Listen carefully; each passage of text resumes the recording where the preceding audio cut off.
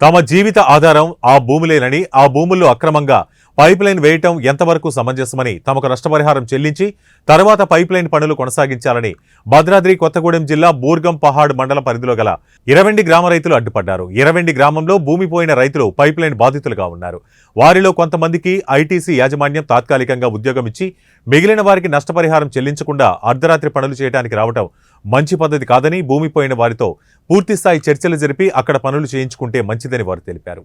దొంగ సంతకాలు చేయించుకొని బదిలీ పోస్టులు ఇస్తానని చెప్పి తీసుకెళ్లి కనీసం దాన్ని మన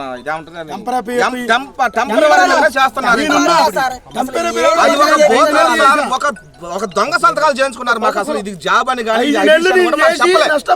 ఒక లెటర్ పట్టుకొచ్చేసి మీకు నేను ఇప్పిస్తా, బదిలీ పోస్టులు ఇప్పిస్తా, సంతకాలు చేయించుకుని చెంగళరావు గారు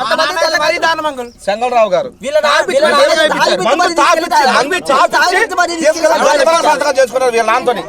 ఇతను చదువుకున్నాడు, ఇప్పుడు వాళ్ళ నాన్న తాగున్నాడు, దొంగతనం సంతకాలు చేసుకున్నాడు సార్ వీళ్ళ నాన్నతోని. వీరభద్రం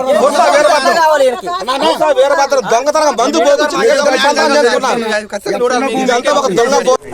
మాది ఇరవేండి సార్. నా పేరు అరేన్ శ్రీలక్ష్మి, నేను మాజీ సర్పంచ్ని. ఈరోజు ఐటీసీ పైప్ లైన్ కోసము ఇక్కడ ధర్నా చేయడం జరిగింది, సమావేశం అవ్వడం జరిగింది, ప్రజా వేదిక ఏర్పాటు చేశారు. ఫస్ట్ మాకు ఇది ఐటీసీ పైప్ లైన్ ఏర్పాటు చేయడం 1978లో స్టార్ట్ అయింది. ఆ రోజుల్లో మా వాళ్ళకి 18 మందికి ఉద్యోగాలు ఇవ్వడం జరిగింది సార్ ఆ పైప్ లైన్ కింద. ఇప్పుడు మళ్ళీ మాకు 2వ లైన్ వేయడం జరుగుతుంది. ఇప్పుడు సంబంధించి భూమికి సంబంధించిన రైతులు మొత్తము 65 మంది ఉన్నారు సార్. వాళ్ళందరికీ ఉద్యోగ అవకాశాలు కల్పించాలని కోరుకుంటున్నాము. ఐటీసీ వారిని కూడా అడిగినాము. అదేవిధంగా కొంతమంది నాయకులు కూడా ఆ రైతుల్ని మభ్యపెట్టి సంతకాలు కూడా చేయించడం జరిగింది.